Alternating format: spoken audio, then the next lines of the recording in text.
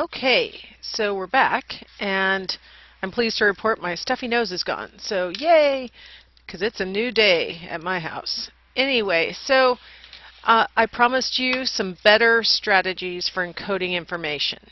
So let us proceed. Okay,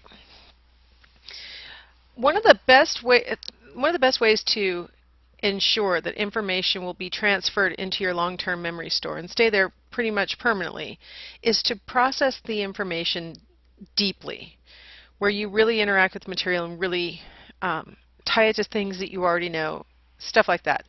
That kind of strategy is what we call semantic encoding. Semantic encoding, the word semantic means two different things in psychology. One thing that it means is that we are processing the information for meaning. You probably have heard the word semantic used to refer to understanding the meaning of a discourse or something like that.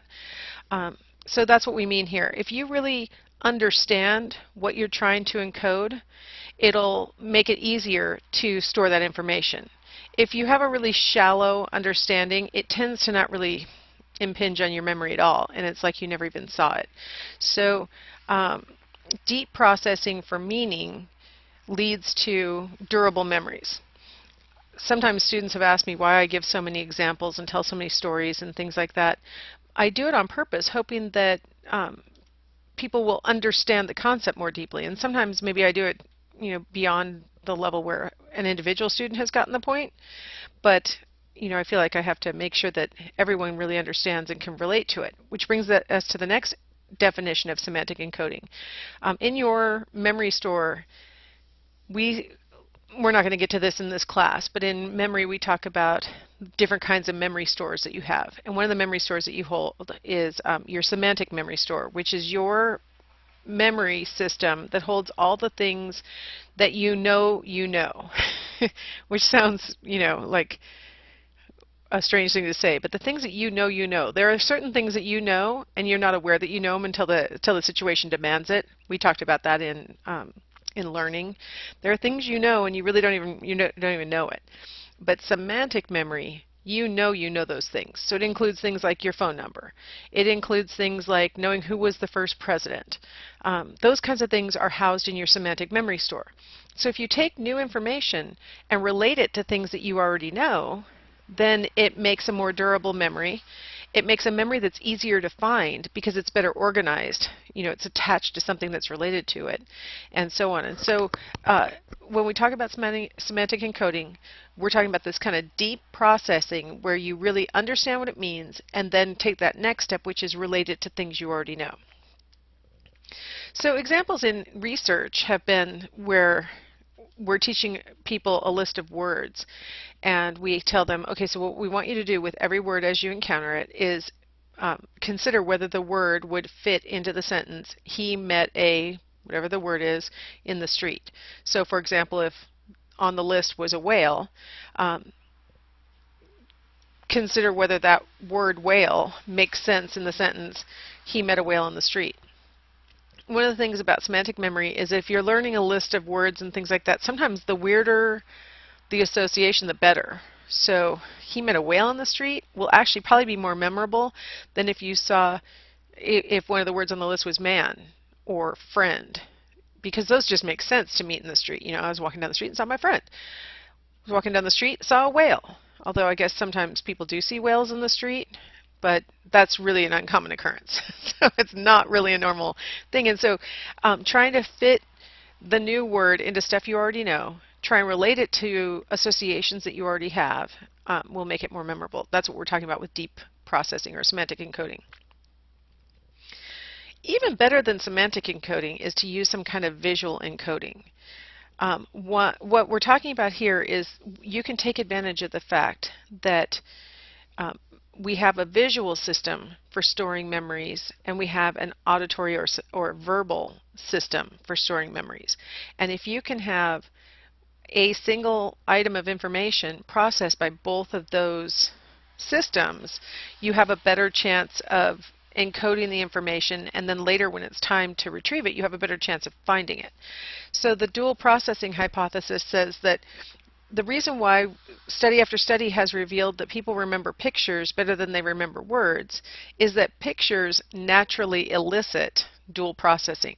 When you see a picture, one of the first things you start to do is start labeling the contents. Oh, it's a woman, she's standing in front of a chalkboard, she has chalk in her hand, she's probably a teacher. I even went a step further and drew an inference from it. Those kinds of things lead to deeper memory than if I just gave you the word teacher. Right? So by using the visual codes and the verbal codes, you are more likely to remember and be able to retrieve the information. Now, a lot of our mnemonic devices rely on visual encoding. Mnemonic means memory in Latin. And so mnemonic devices are strategies that you can use to boost your memory capacity and your likelihood of recalling information.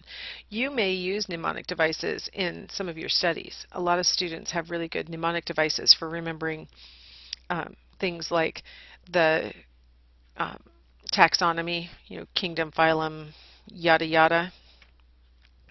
I've heard different ones like King Philip plays chess or something. I don't know. I don't have a good mnemonic for it. I can't remember the order of the things. Those of you who know it are laughing right now because you're like, oh, it's so obvious, and I don't have it memorized. Mnemonic devices can really help with that. Some of you may have learned things like the FOIL method in algebra for first, outside, inside, last. Things like that are mnemonic devices, things that aid your memory. I wanted to talk about a couple that are specifically visual encoding strategies that take advantage of the fact that if you visualize something, it's better remembered.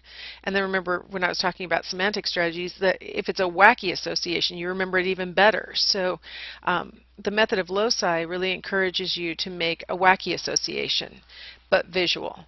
So let me give you an example of how this works. First, let me tell you the background. The method of loci was first used by Greek orators back in 2000 BC, who would give these 2-hour-long speeches, and they didn't have any note cards or anything at the time, so they had to literally memorize their speeches. And so some of the best orators would report that they used a strategy where they would take passages from their speech and sort of mentally imagine themselves walking down the street and retrieving the passages from different locations along the street. And they taught other people how to do that so that they could boost their memory capacity. Loci is the plural of locus, and locus means place. And so in this method, we're going to use a place or places to help us to remember the content, the contents of a list or something like that. So what I'd like you guys to do is just sort of visualize along with me as I walk you through an example. Okay, so I am going to use the Brady Bunch house as my starting place. I don't know how familiar you guys are with the Brady Bunch, but I'm going to start in the kitchen of the Brady Bunch just because I don't know why this house popped into my mind the first time I was ever using this technique, and it stuck with me.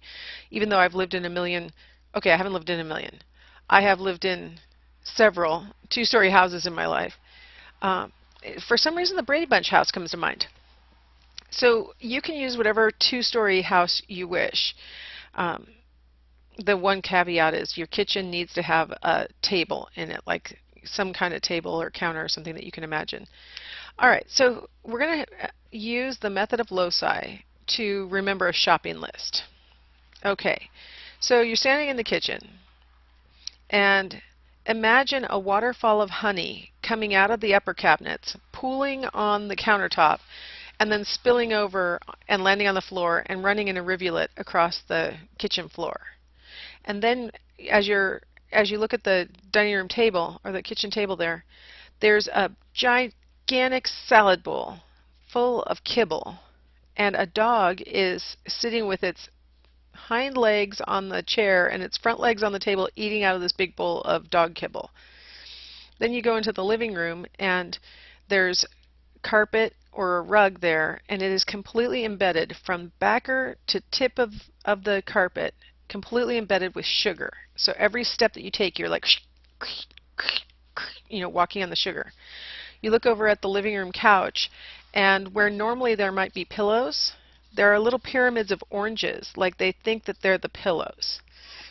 Now you got to walk up the stairs, and the treads have been lined all the way across so that you have to walk on slices of bread all the way up the stairs. Every stair tread is like carpeted in bread. You get upstairs and you go in the bathroom, and the bathtub is full of water, and floating in the water are pork chops, like they're little islands floating in the water. Then you go into the neighboring room. In my mental picture, it's Jan and Marcia and Cindy's room, but anyway, so you go into the neighboring room, and the top drawer of the dresser is open. A bottle of milk is laying on top of the dresser on its side, and the top drawer is just full of milk. So the contents of that top drawer are just floating around in the milk. Then you go over to one of the beds, because in my mind there are 3 beds in there, but you go to the bed, you pull back the covers, and completely embedded all through the bed is crunched up potato chips. So now you get to the grocery store, and of course we all forgot our shopping list, but luckily we brought our method of loci to help us to remember what to buy. So all we have to do is start in the kitchen, look at those cupboards, and it reminds us to buy honey. We look at the kitchen table, and the dog eating out of the salad bowl reminds us to get kibble. Then we walk into the living room, and the crunching sound reminds us, oh yeah, we need some sugar. Then we look at the couch, and the oranges remind us, I need oranges. Start to walk up the stairs, and we go, okay, I need some bread. Go to the upstairs bathroom, see those pork chops in the bathtub, and remember, oh, need pork chops. Go into the neighboring bedroom, and we remember the milk from the dresser, and we remember the potato chips from the bed. That's the kind of thing you're supposed to do in the method of loci. The method works best with concrete things. I mean, it's like super easy to do with a shopping list. I'm not exactly sure how those Greek orators did it with entire prose passages. I've heard people who still do it today, and if they make an error in delivering their speech, they'll say, oh my gosh, that passage was hiding behind a rock and I didn't even see it. Oh my gosh, that's so stupid of me. And it's like, how did you find anything? I don't understand. So I've never been able to do it for anything kind of abstract like that. But it works pretty decently for concrete things. Another mnemonic device that you can use that really relies on visual encoding is the peg word technique. If you're ever learning a list of items, this technique works really well. What you do first is you memorize the peg words. So 1 is a bun, 2 is a shoe, 3 is a tree, and so on our little list. So you memorize the peg words. It's kind of convenient that the peg words are mostly the words to 1, 2, buckle my shoe, right? So you only have to memorize a couple of new, 5 new words. So 1 is a bun. Okay, so let's say that on your list you're offered, I don't know if you guys could hear that truck going by my residential street, but okay, I'm at home making these lectures. Got the window open. So let's say that the first item on the list that you're trying to learn is, I don't know, ball. So you're going to try and figure out some way to visually associate bun, which is our first peg word, with ball, which is your first to be remembered word. The more outlandish, the better. Just like I've been mentioning, if you have a crazy association, it's more memorable. So you might think it's a football in a hot dog bun. Or you might have a ball that is rolling underneath the bun, and it's serving the bun to somebody, like the ball is the waitress or something. I don't know. But you make your own visualization. You make your own association between the word that you're trying to learn and the peg word. You go down through the list, doing crazy associations. I usually, in my in-person classes, I have students yell out concrete nouns, and I have one student write the nouns down on the board, and I haven't revealed the peg word technique yet, and I amaze them with my ability to remember 10 things with one trial. I just hear the words and I'm able to remember them with really absolutely no effort. I mean, it seriously looks like it has to be a trick or something, but if you have a crazy enough association, then it tends to make a pretty good technique. So for example, this is a crazy one where I'll have a student yell out for number 2, they'll yell out tree. Okay, tree is one of my peg words. So now I have to somehow associate tree with shoe in a way that makes it really clear that tree is not serving as the peg word in this cue. It can be really tough. So I might come up with a tree with a bunch of shoes hanging from it like they're Christmas tree ornaments or something like that, like actual shoes too, not like Christmas tree ornament size, but like actual shoes.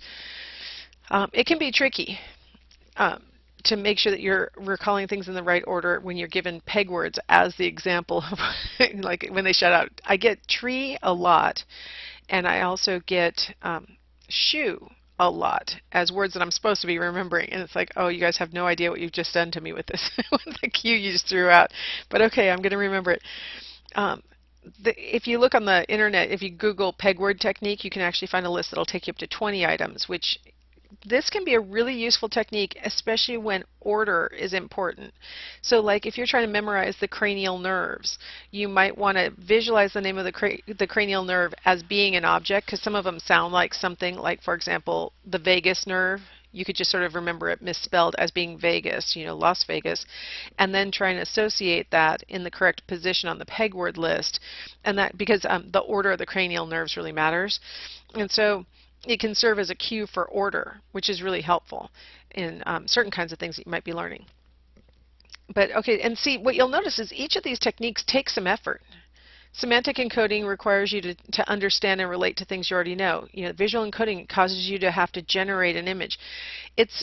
There are no super deluxe, easy, effortless techniques that I can give you that would lead to good memory. All I can say is that if you put a little work into it, you can get way better strategies out of semantic or visual encoding than you would get out of just rote rehearsal. It takes you a lot more effort to practice often enough using rehearsal to lead to the kind of memory that you would get with one of these techniques after only just a few interactions with the material. So it's worth the effort on the first trial using one of these techniques because it leads to so much better memory. But you got to get creative. It's hard. Sometimes it's hard to think of how to do it.